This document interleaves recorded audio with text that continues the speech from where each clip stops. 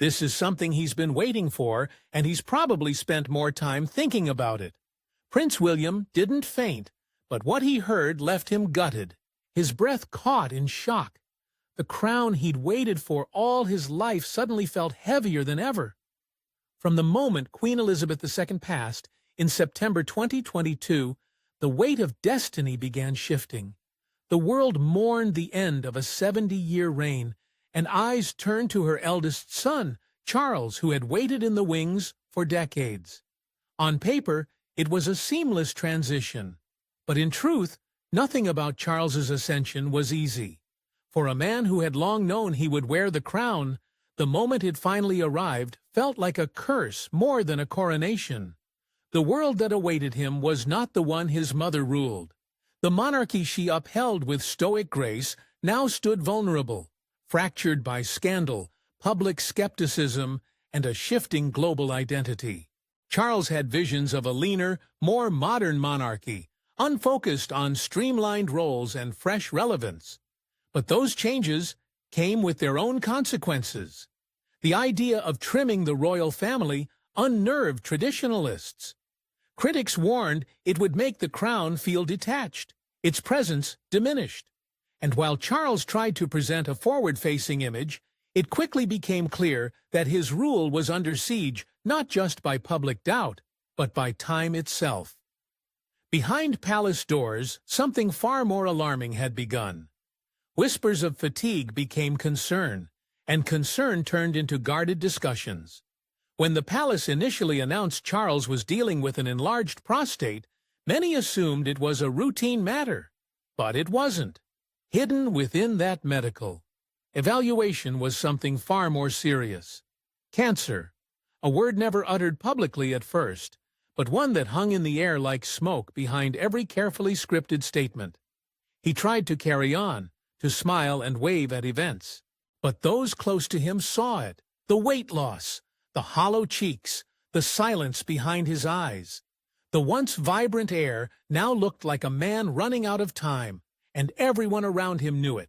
Still, Charles pressed forward, determined to fulfill his role even as it slowly broke him. But as the months passed and his energy faded, others began to step in.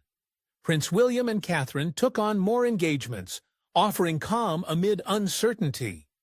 Yet, it was Princess Anne stoic, unflinching and fiercely loyal, who quietly emerged as his most trusted presence. She didn't seek spotlight. The Queen Elizabeth II passed away in September 2022 without fail. People closely watching his every move, relationship, and statement. Publicly, the monarchy appeared functional, but within the palace, it was clear. The king was retreating, but rather faced with a royal family filled with tension, a public uncertain of his rule, and a commonwealth questioning its loyalty. And the most important decisions, the ones that would shape the monarchy's future, were being considered not from a throne room, but from the quiet, dimly lit spaces where illness strips away ceremonies and reveals only truth. But when Charles could no longer speak for himself, he turned to the only person he truly trusted, not his son, not Camilla, but his sister. His main goal was to update the monarchy, that he was chosen to deliver the most powerful message the monarchy had heard in years. In the shadows of regal ceremony and public spectacle, there stood one figure who had never wavered: Princess Anne. Although he was sick, the king kept going to important events, but his close companions could tell that he looked different and seemed less energetic. She wasn't the subject of front-page gossip or palace intrigue.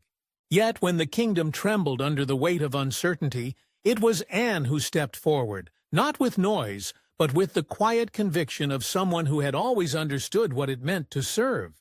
While others clung to titles and tradition, Anne committed herself to doing it, without glamour, without fanfare, and without expectation.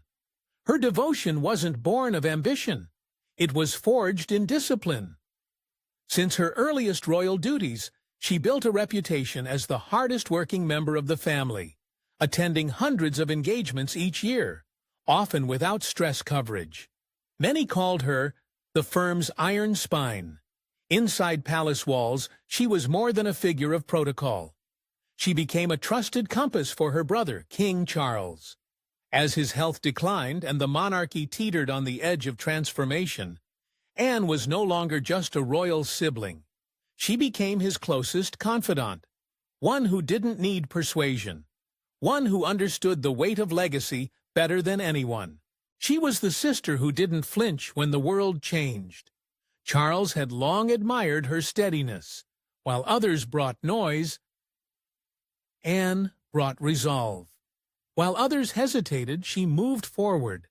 Behind closed doors, the king began confiding in her more often his thoughts, regrets, and finally, his fears. He wasn't just worried about his crown. He was worried about the future of everything it symbolized. And in that fear, he made a decision that could only be trusted, with Anne. The weight of that choice, his final wish, wasn't something he could utter publicly. Not yet, but he wrote it down.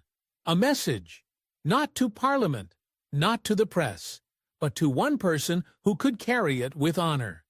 Princess Anne. The moment Charles slipped that sealed letter into Anne's hand, the tone of the monarchy shifted.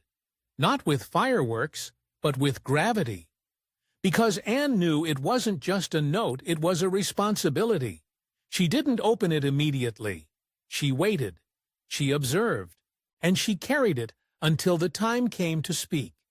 And when that day arrived, the air changed. No proclamations, no grand declarations. Just Anne, calm as ever, standing before the family. Her voice didn't shake. Her posture didn't falter.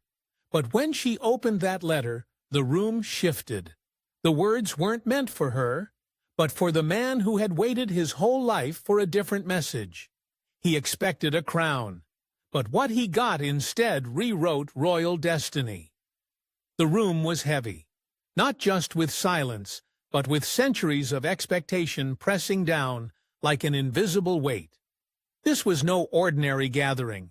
The eyes of a legacy of monarchs long buried and a future yet to be shaped rested on the shoulders of one man. Once William stood there, poised, prepared, and dignified. He had been trained for this moment since boyhood. Every bow, every speech, every glance rehearsed and refined. Everyone in that room assumed what would follow was inevitable. The message would affirm his path, validate his sacrifice, and crown him not just in title, but in destiny. The destiny, it turned out, had other plans. When Princess Anne unfolded the letter and began to speak, the air shifted. The words came gently, but their meaning hit like thunder. They were not a confirmation of William's future. They were a revelation.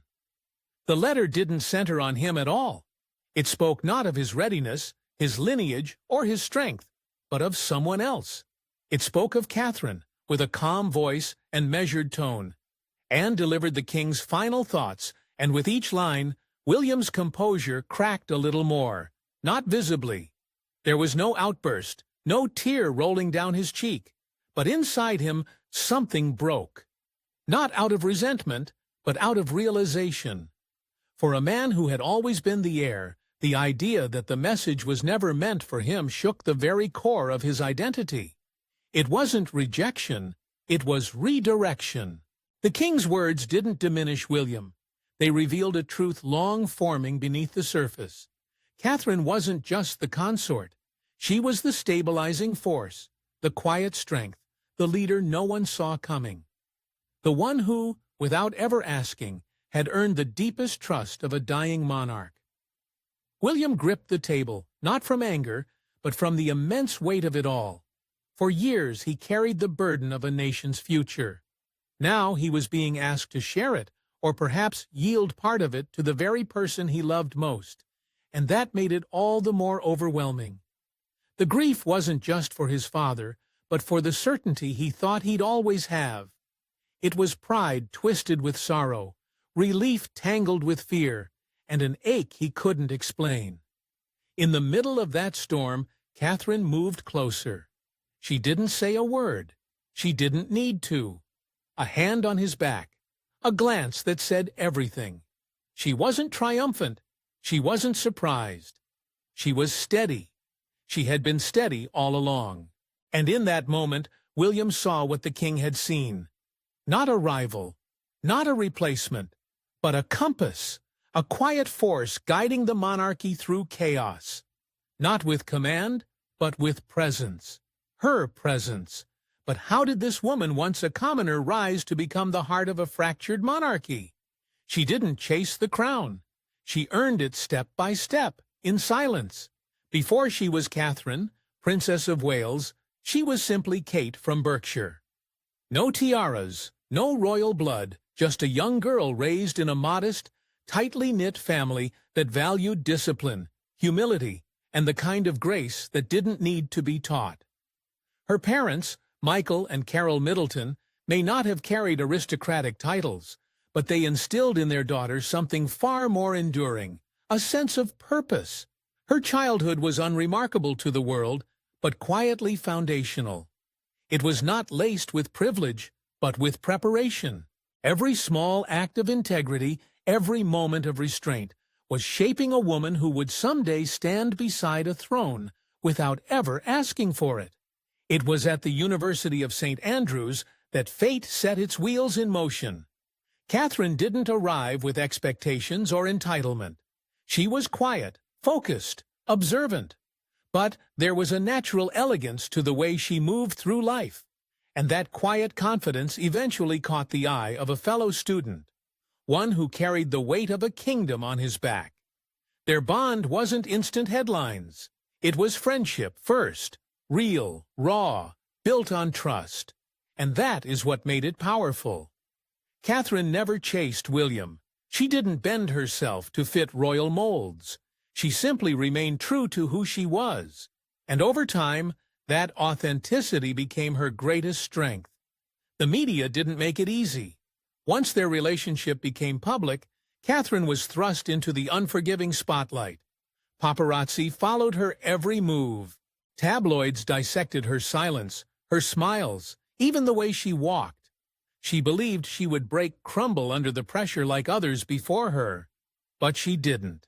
She stood firm without complaint, and every time they tried to shake her, she became stronger. Where others would have lashed out, she showed restraint. Where others might have chased attention, she remained composed. It was in those trials that the palace began to take notice, not just of a woman dating the future king, but of a woman who could withstand the storm without losing herself. Their wedding wasn't just a ceremony, it was a national reckoning. April 29, 2011 wasn't merely a celebration of love. It was the unveiling of a new era. 2 billion people watched as Catherine walked down the aisle, not with grandeur, but with grace. She didn't sparkle with ambition. She radiated serenity, and the people saw it. In her silence, there was strength. In her eyes, there was certainty. She didn't just become a duchess that day. She became a symbol of quiet endurance in a world addicted to spectacle. And while the world saw a princess in lace, the palace saw something more. A future queen forged in calm strength. Long before Charles fell ill, the queen had already made her choice. In the heart of Windsor, locked away in a box of private correspondences, few even knew existed, was a letter. Not addressed to a nation, not even to a government, but to a sister, Princess Anne. It bore no royal seal, no elaborate script, just simple handwriting, worn and deliberate. It was Queen Elizabeth's final reflection, one not meant for public ceremony but for quiet understanding. She had ruled for 70 years, weathered wars, scandals, and seismic shifts in society. But in her final months, her thoughts narrowed, sharpened, and turned not to tradition, but to truth. She saw what others had missed or dismissed, and in that clarity, she made a decision that would alter the monarchy's course forever. Anne had kept the letter sealed for months, honoring her, mother's quiet instruction. But now, as Charles faded from view and the room strained under the weight of his final message, Anne opened that second letter. What she read wasn't just approval, it was prophecy. The Queen hadn't written about succession in the way her advisers might expect.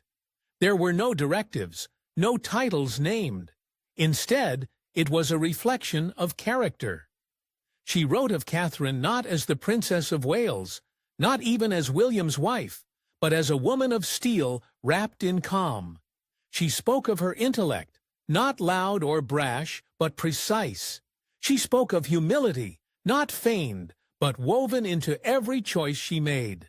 She spoke of balance, the rare ability to absorb pressure and still move with grace. This wasn't favoritism, it was foresight. The Queen had watched Catherine for years, perhaps more closely than anyone realized. In a world where bloodline once dictated worth, Elizabeth was signaling a shift. She had ruled through duty, but in Catherine she saw something. Before an heir not to the throne but to the spirit of the crown itself, she didn't write of power. She wrote of service. She didn't speak of titles. She spoke of trust. And the trust she described had not been earned overnight. It had been forged in silence, through 1,000 unseen sacrifices. The Queen's words weren't grand, but they were final. And as Anne read them aloud, the room, once already stunned by Charles's message, fell deeper into stillness. The Queen had not passed on a crown. She had passed on belief. She had entrusted the monarchy's future not to blood alone, but to the person most prepared to carry its weight without letting it harden her soul. That choice was Catherine. And now, with both monarchs' blessings, the question wasn't if Catherine would lead it, was how. She wore no crown, yet the people already bowed to her strength. Long before the monarchy began to whisper her name in reverent tones, the public had already made their choice.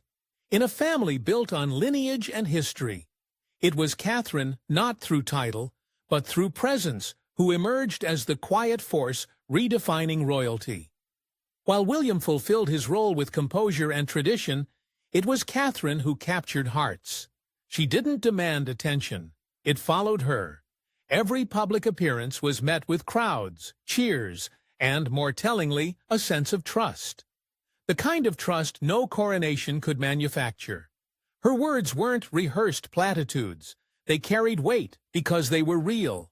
And in a time when the royal institution seemed increasingly detached, Catherine felt like one of the people. The media took notice. Headlines began to shift. While William stood firm in formality, Catherine moved freely in emotion. Where he presented, she connected. Her solo visits to schools, hospitals, and charities didn't just generate press. They left lasting impressions. Her speeches weren't grand, but they resonated. In a room full of dignitaries, she addressed the parents. At a podium, she didn't list accomplishments, she told stories. She didn't try to appear regal. She simply was. But authenticity became her crown. Behind closed palace doors, the murmurs grew louder. Whispers of her growing influence weren't spoken in scandal, but in awe. Advisers who once saw her as merely the wife now watched as she outpaced expectations. Her calendar filled with solo engagements once reserved for monarchs. Senior royals privately admitted that when Catherine entered a room, she didn't have to command attention. It naturally shifted to her. Catherine Princess Anne, notoriously guarded in her judgments, began to speak of Catherine with a tone that hinted at deep respect. It was no longer just the public leaning toward her, it was the institution itself. And yet, this shift posed an uncomfortable reality. The monarchy, for all its history, had rarely allowed space for two commanding figures side by side. As Catherine rose in grace and presence, comparisons to William became unavoidable. His reserved nature, once praised as stoicism, now appeared stiff beside her warmth. While he spoke like a prince, she moved like a leader. It wasn't a rivalry, it was a reckoning. The question wasn't whether Catherine could stand beside a king. It was whether she was quietly becoming something more, an emblem of modern royalty the nation had been craving. But even queens in waiting faced storms. and Catherine's came quietly, in the form of a devastating diagnosis. Then she disappeared, and the silence spoke volumes. One day she was everywhere, gracing hospital wards, championing children's causes, standing steady beside a monarchy in flux. And then suddenly she was gone. No warning, no statement, just absence. It began quietly, as most seismic shifts do. The palace announced that Catherine had undergone a scheduled abdominal surgery. Nothing to worry about, they said. Routine expected, and she would return to duties in due time. But time passed, and then more, and still no sign of the princess, no photographs, no engagements, not even the briefest wave from a passing motorcade. The longer she stayed silent, the louder the questions grew. Speculation spread like wildfire. Was she recovering in private? Was something wrong? Rumors swirled. Media outlets scrambled for answers. But the truth, when it finally arrived, hit like a thunderclap.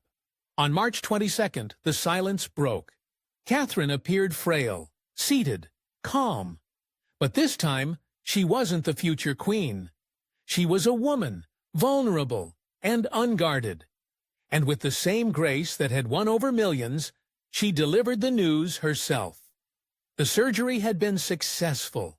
Yes, but hidden in the shadows of recovery was something darker. Cancer. She spoke not with fear but with clarity, not for sympathy, but to offer strength. The words were raw, the emotion was real, and across the globe, people felt the weight of her truth. The world didn't just respond with support, it paused. Political chaos, royal speculation, and daily distractions melted into something singular and human. For a moment, Catherine wasn't a symbol. She was someone people saw in themselves. A mother, a wife, a fighter. Her courage echoed in homes far from Kensington Palace, in hospital rooms, in quiet moments of fear, where her voice now lived as a companion to others facing the same battle. Behind her, William stood not as heir, but as husband, his transformation. During those long, quiet months was undeniable. The poised prince seen at ceremonies and official briefings faded into the background, replaced by a man who understood what truly mattered. He canceled engagements. He stayed out of the spotlight. He chose his family over the firm. In doing so, he revealed a different kind of leadership, one rooted not in power, but in protection. For once, the future king didn't have answers, but he did have devotion. But more than any crown defined his place, at her side. Still, beneath all this, another current began to rise. While the monarchy reeled from the uncertainty, someone else stepped forward. Not with speeches, not with ceremony, but with quiet consistency. But in that darkness, one silent ally emerged, an old guard mentoring a new queen. Two women, one vision the future of the monarchy held in steady hands. It was never announced, no public statements, no formal titles exchanged. But behind the walls of Windsor, something remarkable had quietly taken shape. While the world fixated on Prince William's next steps and the Queen Consort's place in history, Princess Anne was already orchestrating a legacy far more lasting. Not by command, but through presence, not through authority, but through example. And beside her, emerging from pain, scrutiny, and silence, stood Catherine. Their alliance didn't need to be loud, it just needed to be real. In Anne, Catherine found not just a senior royal, but a teacher, a guide, a mirror of the kind of queen who leads without ever needing a throne. Anne had always been the monarchy's workhorse, tireless, loyal, incorruptible. And for decades, that endurance had been underappreciated. But now in Catherine, she recognized someone who shared her ethos. Serve first, speak last. Their connection deepened away from cameras, in debriefings and shared commitments, in mutual causes that didn't just align, they were identical. Mental health, childhood development, the unsensational, often invisible work that shapes lives far beyond palace gates. Together they began appearing more often, visiting charities, opening hospitals, responding to crisis.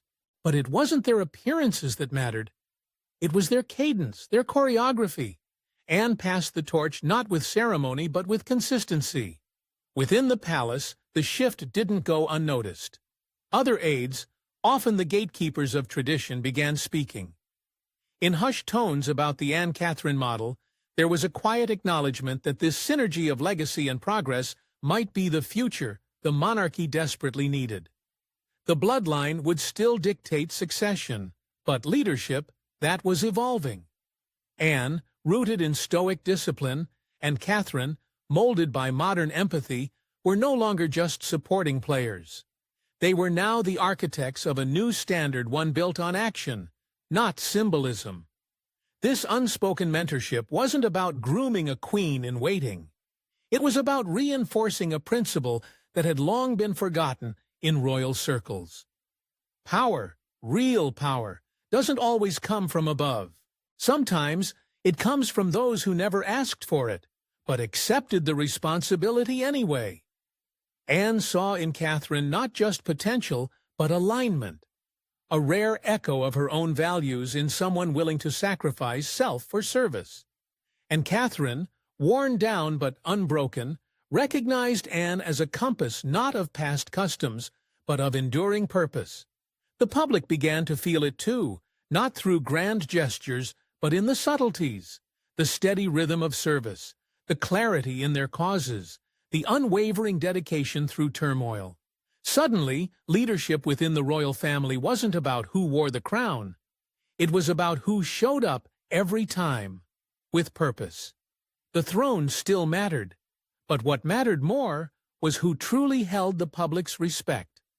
And while the world debates titles, one woman just keeps serving, rewriting what power looks like. The crown may rest on William's head, but its heartbeat now echoes through Catherine. Through crisis and ceremony, through silence and spotlight, Catherine stood unmoved. Not because the world demanded it, but because the future quietly depended on it. Long before palaces opened their doors to her, long before royal titles softened her name, she was already serving. In 2007, when no camera followed her, she partnered with UNICEF to shed light on the suffering of children caught in the web of poverty and conflict. A year later, she donned roller skates and raised £100,000 for a children's hospital. These weren't publicity stunts. These were warnings to the world. A new kind of royal was coming, one who didn't wait for a title to start doing the work. And when that title finally came, she didn't stop to celebrate. She accelerated. Catherine didn't use the royal foundation to bolster her image. She used it to rebuild a broken bond between the monarchy and the people. Some heads together, which shattered centuries-old silence around mental health, to Shaping Us, which redefined how Britain thinks about early childhood. Catherine didn't just endorse change, she engineered it. Her causes were not glamorous, but they were vital. Her speeches weren't loud, but they were unforgettable. While others debated what the crown should look like, she quietly redefined what it should do. What made her different wasn't just her causes, it was her reach. She bridged generations like no royal before her. To Queen Elizabeth, she was tradition polished anew, measured, composed, and relentlessly dutiful. To Gen Z, she was authenticity in a world of artifice, accessible, compassionate, and genuinely invested. She didn't posture, she participated. Whether standing beside children learning to read or mothers navigating trauma, she was never above the moment. She was in it, completely, and William saw it. That moment in the room, the one that shook him to his core, wasn't collapse from betrayal. It was a collapse from truth, a truth that had lived in the margins for too long. He had been raised to believe that royalty was inherited. But in Catherine, he saw something his blood could not guarantee, the instinct to lead not from above, but from within. He didn't lose something in that moment. He recognized something. The woman beside him wasn't just his partner. She was the monarchy's best hope. And so the crown may still be passed by blood, but its future is now shaped by strength, earned in silence. Drop your thoughts in the comments section. Thanks for watching, and don't forget to like and subscribe. And we will see you in the next.